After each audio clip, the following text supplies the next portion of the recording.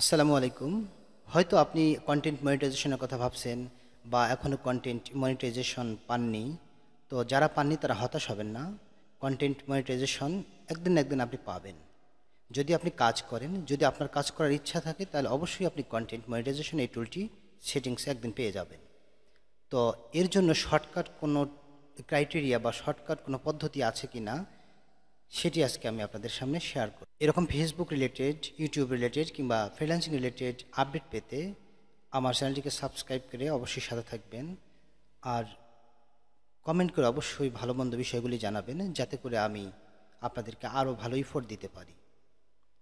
Content monetization এটা একটি ফেসবুকের ইনভাইটেশন সিস্টেমের মাধ্যমে দেওয়া হয়।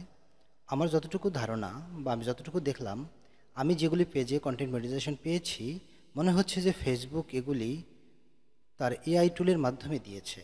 এগুলো কোনো মানুষ যাচাই বাছাই করে দিলে আমার কন্টেন্ট মনিটাইজেশন পাওয়ার কথা ছিল না। তারপরেও এখন তারাই ভালো জানে যেটা কিভাবে দিয়েছে। তো কন্টেন্ট মনিটাইজেশন পাওয়ার যে ক্রাইটেরিয়া রয়েছে বা আমার আইডিয়া মোতাবেক যেটুকু আমি জানি, এক একজনের এক একটা আইডিয়া আছে। যেহেতু কন্টেন্ট মনিটাইজেশন পাওয়ার ক্ষেত্রে স্পেসিফিক কোনো ক্রাইটেরিয়া নাই, কতটা ফলোয়ার লাগবে, কত ঘন্টা ওয়াচ টাইম লাগবে, এই ধরনের কিন্তু বর্তমানে কোনো প্রকার কোনো নির্দেশনা নাই। তাহলে আমি এই 5 মিনিটের ভিতরে বা চেষ্টা করব সংক্ষেপে আপনাদেরকে কিছু ট্রিক্স শেখানোর জন্য। আশা করি ট্রিক্সগুলি আপনাদের কাজে লাগবে।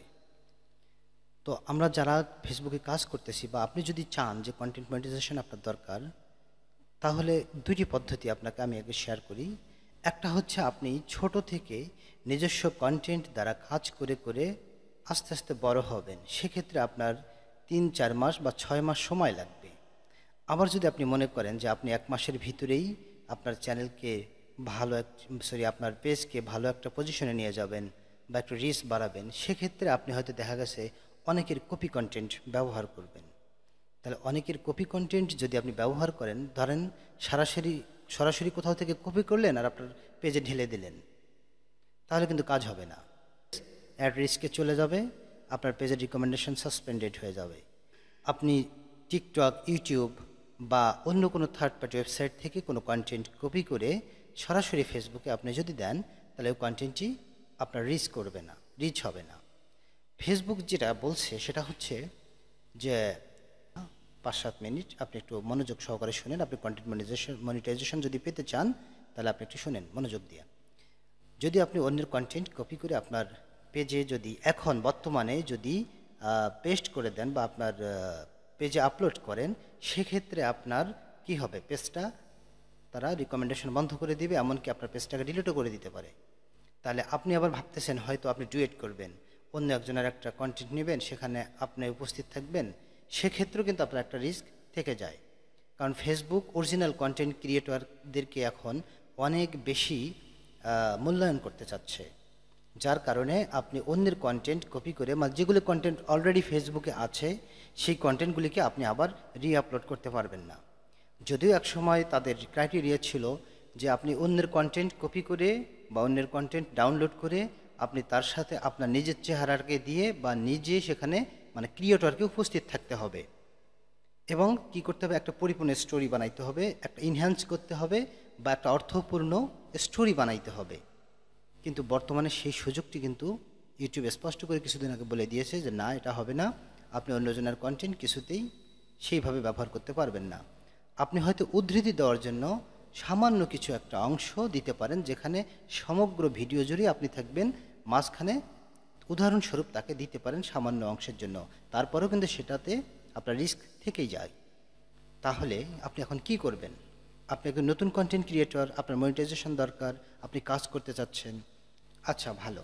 যদি আপনি থার্ড পার্টি কোনো ওয়েবসাইট থেকে কোনো কন্টেন্ট কপি করে আপনি আপলোড করেন, তাহলে সেক্ষেত্রে আপনার চেহারাটা থাকতে হবে এবং আপনাকে কোনো একটা স্টোরি বানাইতে হবে এবং কিছুদিন রিচ হওয়ার পরে আপনার একটার পর একটা কন্টেন্ট আপনি ধরেন আপলোড দিলেন, দেওয়ার পরে আপনাকে কিছুদিন পর পর সেই কন্টেন্টগুলিকে ডিলিট করতে হবে, না হলে ফেসবুকের এআই ধরে ফেলবে এবং আপনাকে কিন্তু তার সাজা পেতে হবে। আর যদি আপনি মনে করেন যে না, আপনি একবারই কাজ করবেন, তাহলে আপনি নিজের কন্টেন্টকে আপলোড দিতে থাকেন, তাতে আপনার গ্রো হবে আস্তে আস্তে। কিন্তু আপনার যেগুলি ফলোয়ার্স আসবে সেগুলি আপনার একবার অ্যাকচুয়াল ফলোয়ার হয়ে যাবে। সেগুলি আপনার যে কোনো সময় আপনি যদি ভিডিও আপলোড দেন তারা সেগুলি দেখবে।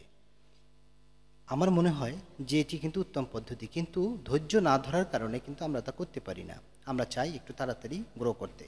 তাহলে এবার শুনুন তাড়াতাড়ি কীভাবে গ্রো করবেন। আপনি তাড়াতাড়ি গ্রো করার জন্য আপনি যদি সেই ট্রিক্সই অবলম্বন করেন, যেটাকে শর্টকাট ট্রিক্স বলি, বিভিন্ন জায়গা থেকে ইন্টারেস্টিং কিছু ভিডিও ডাউনলোড করে নিলেন। ডাউনলোড করার সাথে সাথে কিন্তু সেই ভিডিওর একটা লিঙ্ক বা ভিডিওর একটা কন্টেন্ট আইডি থেকে যায়। যখনই আপনার সাথে মিক্সড করতেছেন তখন এআই কিন্তু বুঝতে পারে যেটা অন্যখান থেকে নেয়া। আচ্ছা, আপনি সেই কন্টেন্টকে কী করলেন, একটা স্টোরি আকারে আপনি সেখানে ক্রিয়েটর হিসেবে উপস্থিত থাকলেন, ভয়েস ওভার দিলেন, দিয়ে আপনি ভিডিও বানাইলেন, সেটি আস্তে আস্তে ভাইরাল হয়ে গেল। এভাবে কিন্তু আপনি করতে পারেন। এভাবে আপনি আপনার পেজটাকে গ্রো করতে পারেন।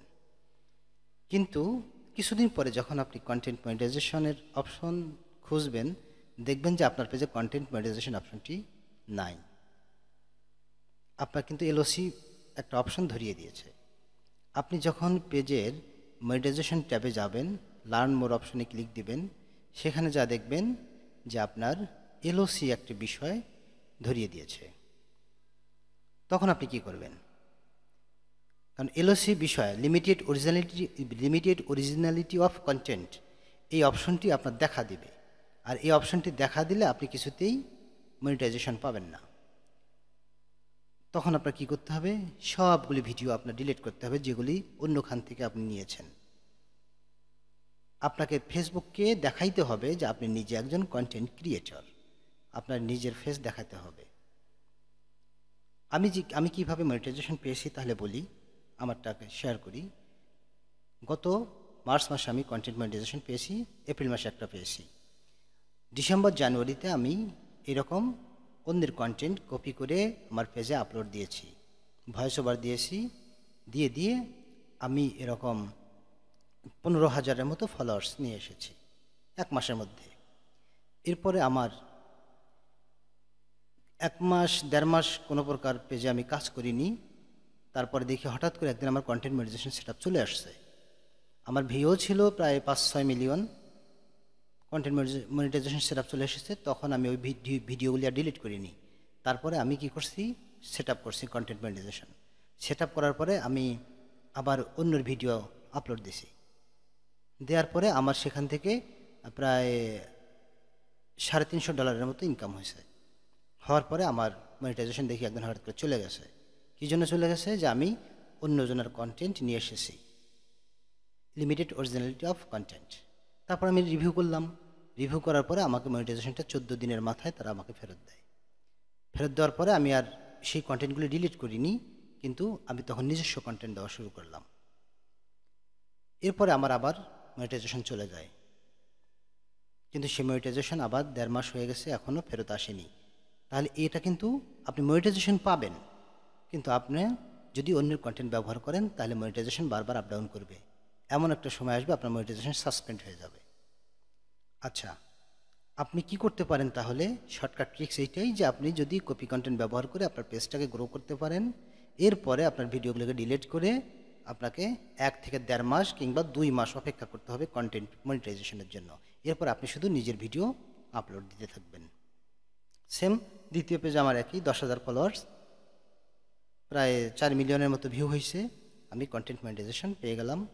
সেখানে আমি কিন্তু নিজস্ব ভিডিও আপলোড দিই, অন্যের কোনো ভিডিও আপলোড দিই না। তাহলে যদি ক্রাইটেরিয়ার কথা বলি, মনে করেন আমি দেখলাম যে কেউ আগে শুনছিলাম, আমি দেখি নাই, যে 400 ফলোয়ার্সেও অনেকেই কন্টেন্ট মনিটাইজেশন পেয়েছে, কেউ বা আবার 700-800তেও পেয়েছে। কিন্তু রিসেন্টলি 1 মাস হয় নাই, 15 দিন আগে দেখলাম যে 1500 ফলোয়ার্সে একজন কন্টেন্ট মনিটাইজেশন পেয়েছে।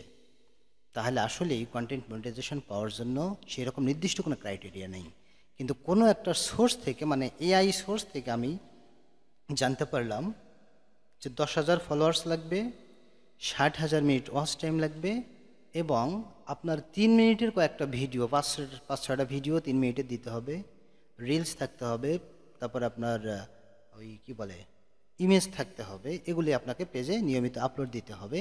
এবং নিজস্ব কন্টেন্ট হলে ভালো হয়। তাহলে 3 মিনিটের কোনো একটা ভিডিওতে আপনার 30,000 ভিউ লাগবে, যেটা বিগত 60 দিনের ভিতরে। ভালো করে শুনুন, 3 মিনিটের একটা ভিডিওতে 30,000 মিনিট ভিউ লাগবে 60 দিনের মধ্যে। 10,000 ফলোয়ার্স, 60,000 মিনিট ওয়াচ টাইম। এবং ওই যে আমাদের যে ওয়াচ টাইমগুলো আসে 3 সেকেন্ড ভিউ, 5 সেকেন্ড ভিউ, এই ধরনের না। আপনাকে ফুল 3 মিনিটের ভিডিও আপলোড করতে হবে এবং সেখান থেকে 1 মিনিট বা তার বেশি সময় ধরে 30,000 মিনিট ভিউ লাগবে 60 দিনের মধ্যে। তাহলে আপনি কন্টেন্ট মনিটাইজেশন পাওয়ার জন্য এলিজিবল বলে মনে হবেন।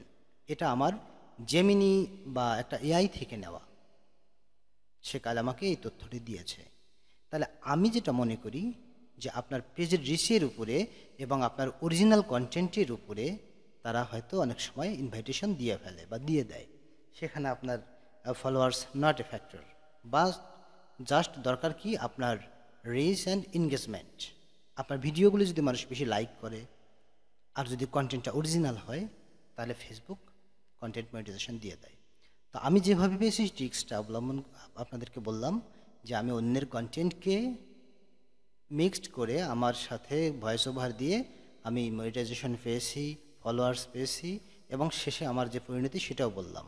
এভাবে 2টা পেজের ভিতরে একটা গেছে গা, আর একটা এখনও আছে, সেটাতে 15-16 হাজারের মতো ফলোয়ার্স, আর সেটাতে মোটামুটি ভালো ভিউজ ছিল।